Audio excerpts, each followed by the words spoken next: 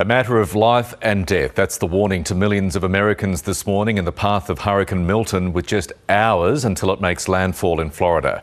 Tornadoes have already been spotted in the state as the force of the extremely dangerous Category 4 storm begins to be felt. It's approaching Tampa Bay with winds of almost 250 kilometres per hour. US President Joe Biden has called Hurricane Milton the storm of the century. Our North America correspondent Carrington Clarke joins us now from Washington. Carrington, good morning. What's the latest?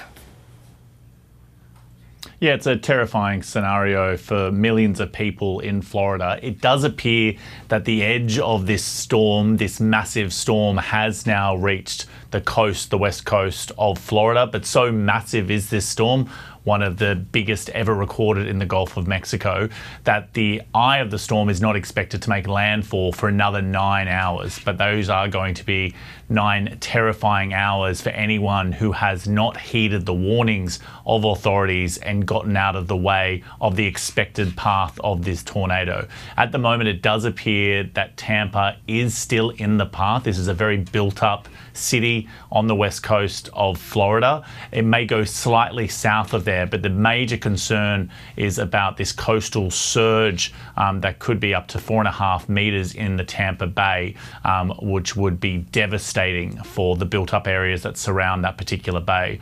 We've been hearing from a range of different officials today, including the Florida Governor, Ron DeSantis, who is leading both the preparation for this storm and then will lead, obviously, the repair and the rescue operations afterwards. And he has warned people that this storm will be devastating for Florida.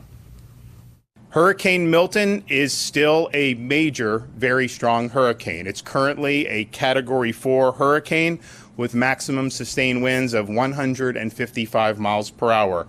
That is just a whisker shy of a Category 5. And while there is the hope that it will weaken more before landfall, there is high confidence that this hurricane is going to pack a major punch and do an awful lot of damage.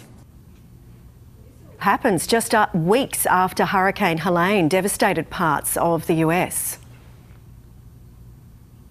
Yeah, that's exactly right. And Helene has effectively created an even more dangerous scenario than would otherwise be the case for Hurricane Milton, because so much of the debris that was caused by Hurricane Helene is still sitting on street corners. It's sitting there waiting to be picked up by garbage disposals. And the concern now is that that will become dangerous projectiles when whipped up by these catastrophic winds that are associated with Milton. And what is also, of course, extraordinary is that Milton will pass over the very middle of the Florida peninsula. So not only will people on the west coast of Florida feel the effects, but people even on the east coast will be impacted by this particular storm.